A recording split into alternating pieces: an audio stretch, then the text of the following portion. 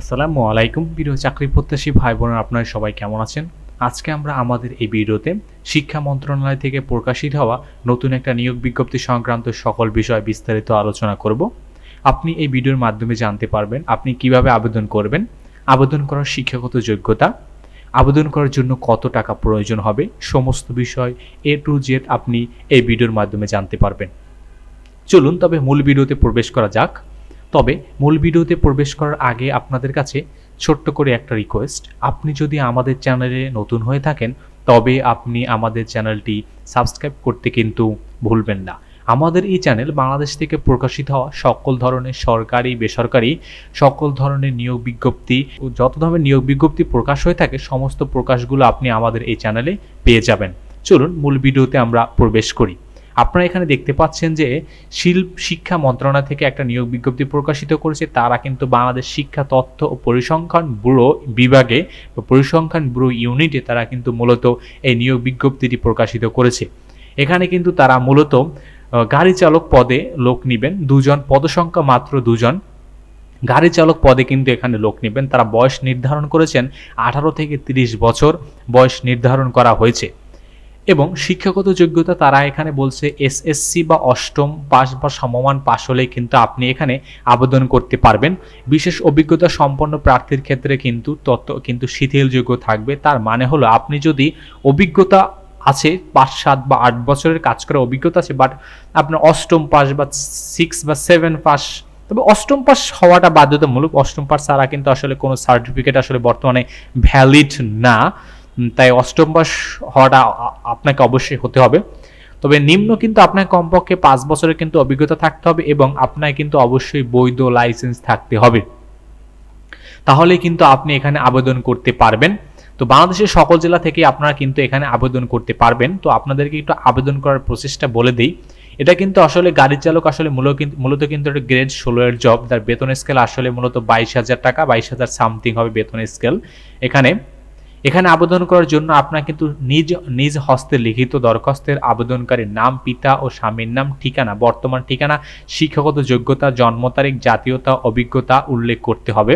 সাম্প্রতিক তোলা পাসপোর্ট সাইজের 3 কপি ছবি, ইউনিয়ন চেয়ারম্যান কর্তৃক বা ওয়ার্ড কমিশন কর্তৃক নাগরিক সনদপত্র, প্রথম শ্রেণীর গেজেটেড কর্মকর্তা কর্তৃক চারিত্রিক সনদপত্র ও শিক্ষাগত যোগ্যতা সনদের সত্যায়িত আপনাকে কিন্তু অবশ্যই অনুলিপি করে, মানে সবগুলো অ্যাটাচমেন্ট করে আপনাকে কিন্তু আবেদনে নির্দিষ্ট সময় কিন্তু বা নির্দিষ্ট সময় এবং নির্দিষ্ট স্থানে কিন্তু আপনাকে পাঠাতে হবে।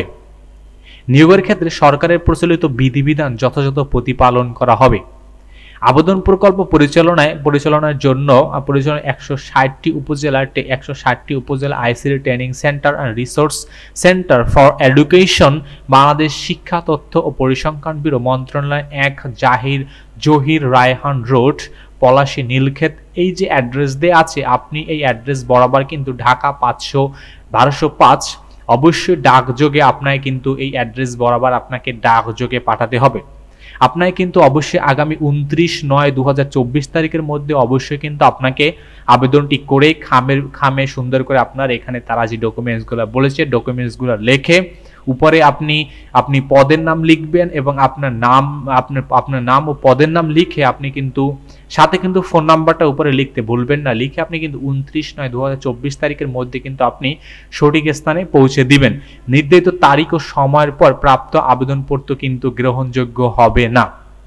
বিষয়টা কিন্তু আপনাকে খেয়াল রাখতে হবে অবশ্যই যে নির্দিষ্ট সময়ের মধ্যে আপনাকে কিন্তু পাঠাতে হবে। সরকারি, আধা সরকারি, স্বায়ত্তশাসিত প্রতিষ্ঠানে চাকরিরত প্রার্থীদের অবশ্যই যথাযথ কর্তৃপক্ষের মাধ্যমে আবেদন করতে হবে। অনুরূপ আবেদনপত্র নির্ধারিত তারিখের পর প্রাপ্ত হলে তা বাতিল বলে গণ্য হবে এবং এক্ষেত্রে কিন্তু আপনাকে অগ্রিম কপি গ্রহণযোগ্য হবে না, মানে আগে যেটা করছেন ওটা কিন্তু বাতিল করা হবে। প্রার্থীকে আবেদনপত্র বা খামের উপরে পদের নাম উল্লেখ করতে হবে। আবেদনকারী নির্বাচনী পরীক্ষায় অংশগ্রহণের জন্য যে ঠিকানায় পরীক্ষার্থীর প্রবেশপত্র পেতে চান এবং প্রাপকের সেই ঠিকানা সম্বলিত 10 টাকার মূল্যের ডাক টিকিট যুক্ত একটি ফেরত খাম আবেদনপত্রের সঙ্গে সংযুক্ত করে দিতে হবে। বিষয়টা কিন্তু আপনি অবশ্যই উল্লেখ রাখবেন। সরাসরি সার্কুলার বেতনে শুধুমাত্র প্রকল্প মেয়াদের জন্য নিয়োগ করা হবে। সরাসরি সার্কুলার বেতনে মূল্য নিয়োগ করা হবে। এখানে কিন্তু লিখিত, ব্যবহারিক, মৌখিক পরীক্ষা অংশগ্রহণের জন্য কোনো প্রকার টিএ ডিএ প্রদান করা হবে না। বিষয়টাকে আপনাকে কিন্তু প্রথমে লিখিত পরীক্ষা অংশগ্রহণ করতে হবে, এরপর আপনি যে গাড়ি চালানোর জন্য ব্যবহারিক, দেন মৌখিক, এরপর কিন্তু আপনাকে সিলেক্টেড করা হবে। অতএব এই বিষয়টা কিন্তু আপনি উল্লেখ রাখবেন। অতএব আপনারা যারা আবেদন করবেন, আবেদন করা একদমই ইজি প্রসেস। আবেদন করতে কিন্তু এখানে প্রসেসগুলো বলা আছে, অবশ্যই এর মাধ্যমে কিন্তু আপনি আবেদন করতে পারবেন। এখানে কিন্তু তারা মূলত নিতেছে কি 160টি উপজেলা training centre and human resource for education. এই প্রকল্পের বাস্তবায়ন মেয়াদের জন্য কিছু আসলে মেয়াদের ভিত্তিতে কিন্তু আসলে এটা নিতেছে। মেয়াদের ভিত্তিতে নিলে আসলে এ ধরনের চাকরি একবার হয়ে গেলে আর এ ধরনের চাকরি আর সাধারণত যায় না, একেবারেই চাকরি স্থায়ী হয়ে যায়। তো ধন্যবাদ আপনাদেরকে এতক্ষণ আমাদের সাথে থাকার জন্য। আর আপনি এখনো যদি আমাদের চ্যানেলটি সাবস্ক্রাইব করে না থাকেন, তবে আমাদের চ্যানেলটি সাবস্ক্রাইব করতে কিন্তু ভুলবেন না।